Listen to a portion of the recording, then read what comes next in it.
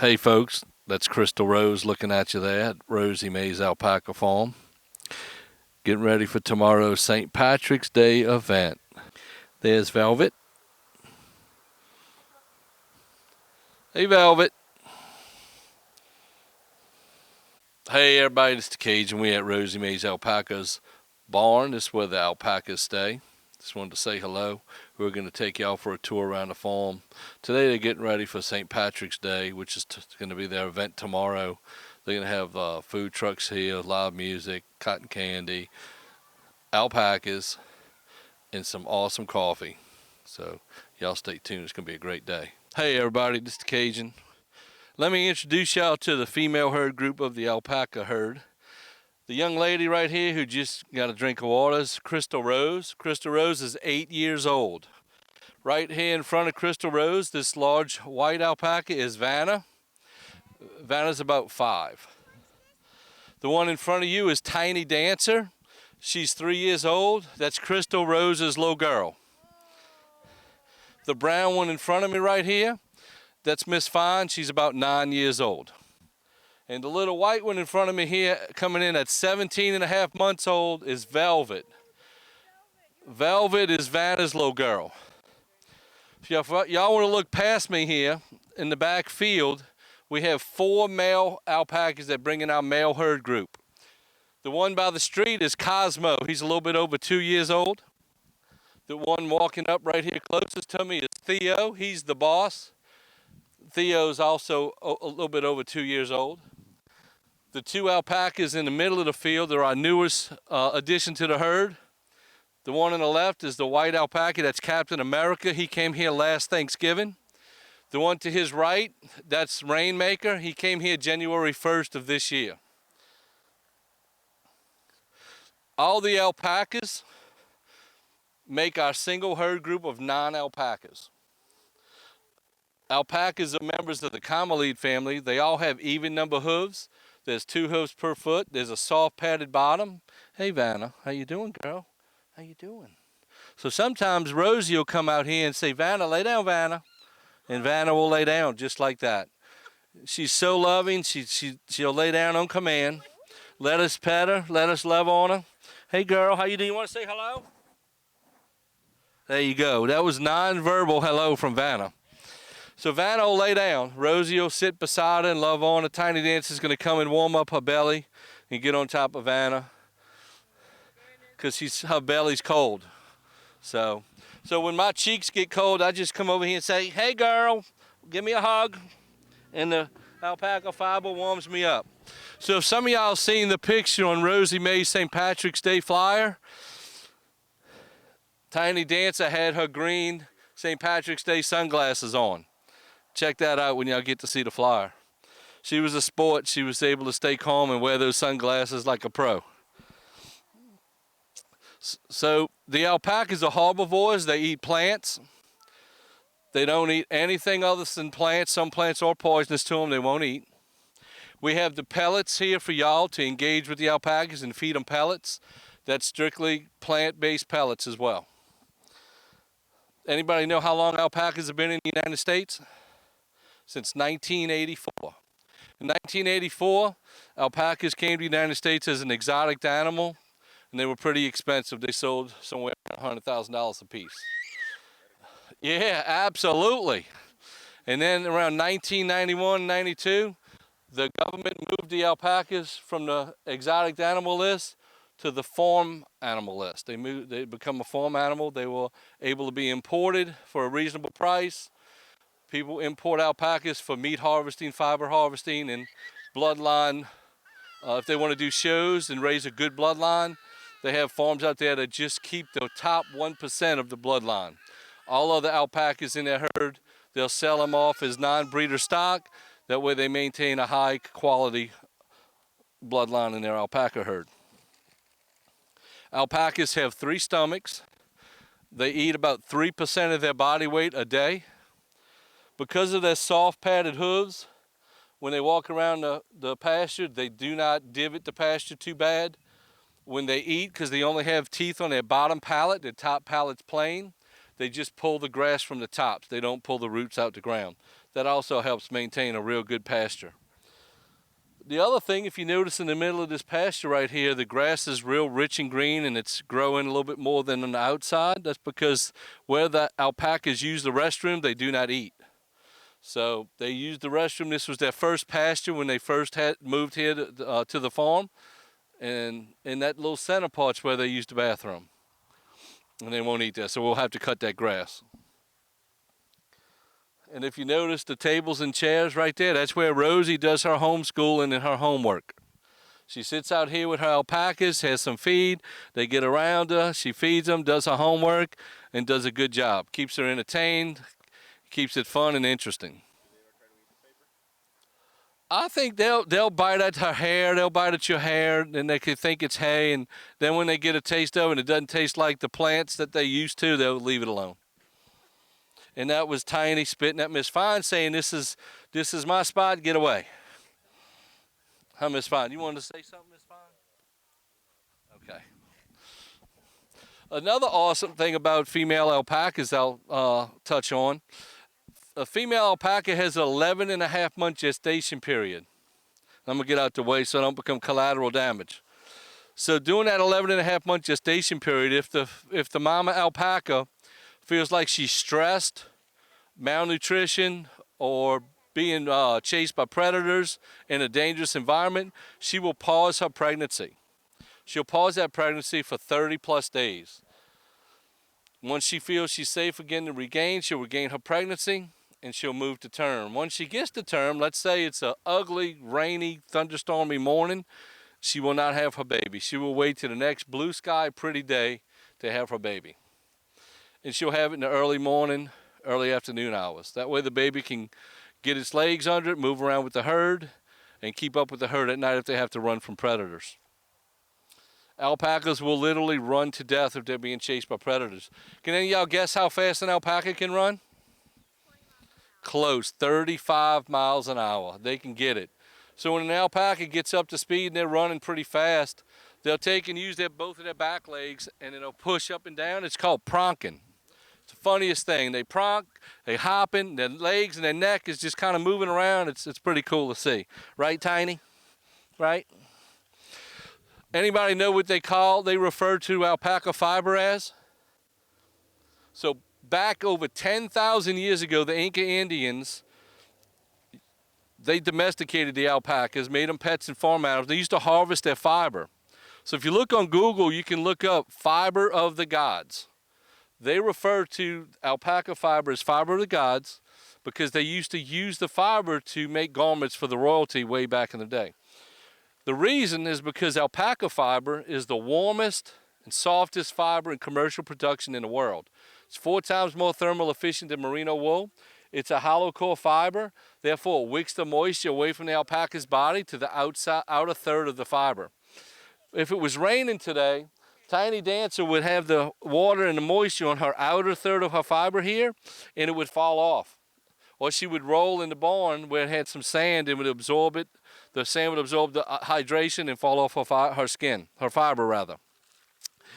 If I was to part her fiber right now and it was raining, underneath the third would be totally dry, would not be wet. So even though it's raining, it does not transition inside of the outer third of her fiber to the body. It stays dry. It's amazing.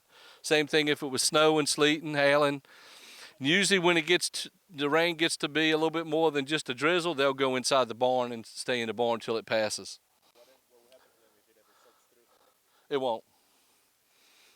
No, it won't. So I have alpaca socks on, and it's the sun's high. I had to take my alpaca beanie off when I got out the car. My feet will sweat. The moisture will go through the sock and wick to the outside of the sock. My feet will stay dry, and the inside of my shoe will become wet. Makes your feet feel cooler. In essence, they're still hot, but they're dry. Huh, Tiny? Huh. If you notice on an alpaca right here, their top lip is split. So they use their 2 top lips like fingers and their bottom lip, and that's how they grab food out of your hand, and that's how they grab grass off the ground. So here in the first week of May, they're going to be shorn. So if you want to come back after the first week of May, it'll be a funny sight to see all these alpacas running around without their fiber in full coat. Right now they look like they're pretty big animals, but when they shear them, they're like a dog on long legs with a long neck. They're real small, because right now she's got about that much fiber all around her body. How tiny. These are all females. That's Velvet, Tiny Dancer, Velvet's mom, Havana. Tiny Dancer's mom over here is Crystal Rose, and then Miss Fawn.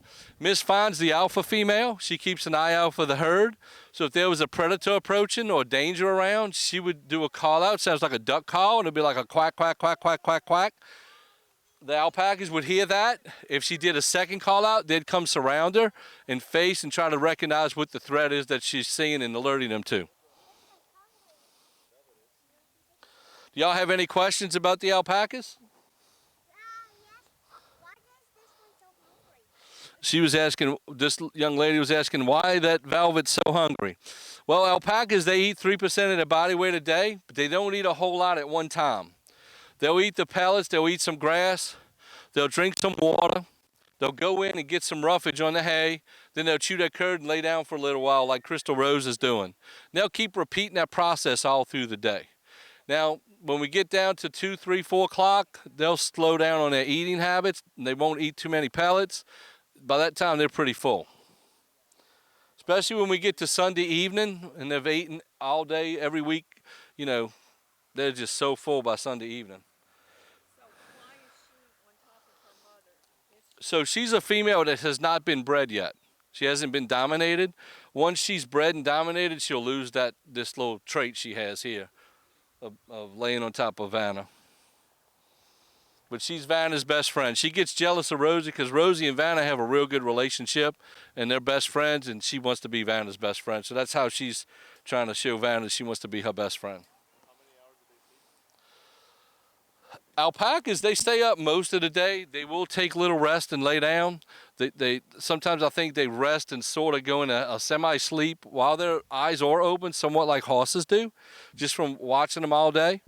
At nighttime, they'll lay down right at sunset, and not all alpacas sleep at one time. So you have some of the herd will go to sleep while the rest of the herd stays awake, and then they'll take turns. But they'll sleep until the morning, and they'll get up.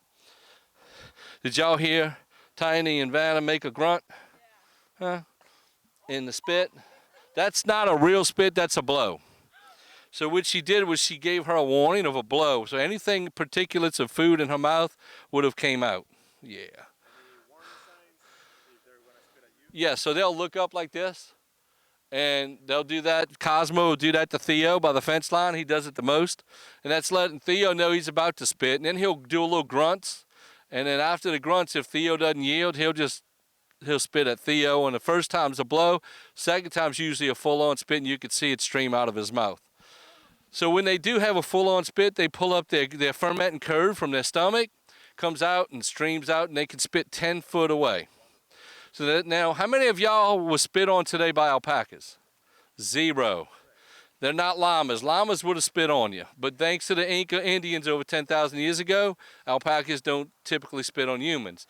Now, you could become collateral damage. Like if I was standing over here by Velvet. Hey, Velvet, how you doing?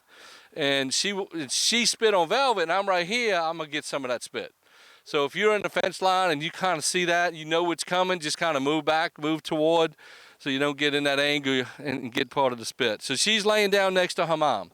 Velvet doesn't like Tiny on top of her mom.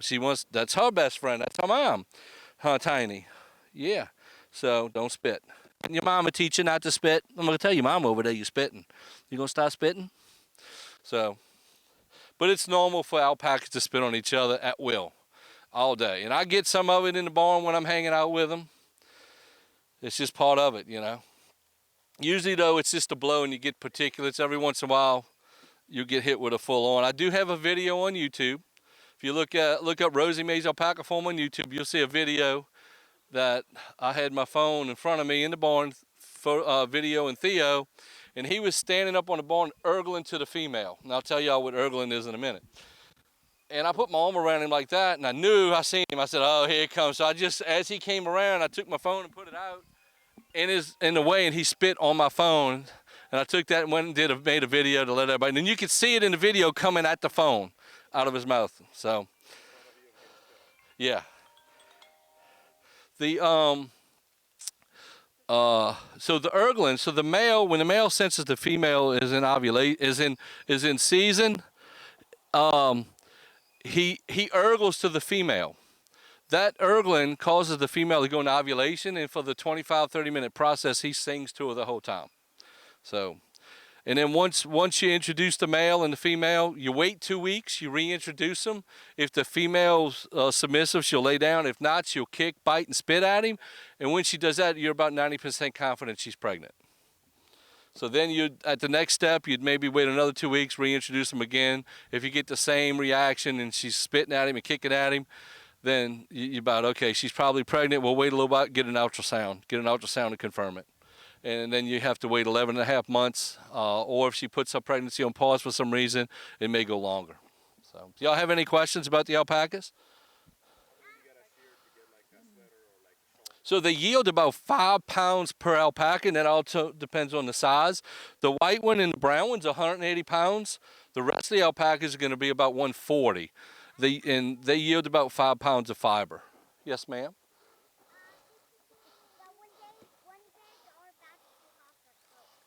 Okay, she asked when they're going to lose their coat. So we'll shear them in May of 2024, the first week. In 2023, they were shorn on April 24th. There's 2 videos on YouTube. If you look at Rosie Mae's Alpaca Farm, you'll see the shearing process. And actually, you'll see Miss Fine on the cover being shorn. And during the video, when the text leaves the top, you'll see Velvet in her baby coat behind her by the doorway, right in the barn here, right in front of that door. And she's hopping around in the barn. It was real funny. It was pretty fun. So, any other questions? No? Well, we appreciate y'all coming out today. Happy St. Patrick's Day. Not Thanksgiving, but happy Thanksgiving too. But happy St. Patrick's Day. Tomorrow is our St. Patrick's Day event. They're going to have the hot dog guy with his hot dog stand. They're going to have cotton candy ladies. Some other folks may be set up on the porch. 1 to 3, they're going to have Matt Hicks singing live. We'll have that live entertainment. Y'all welcome to come back out and join us. Have a good time. We thank y'all for coming out today.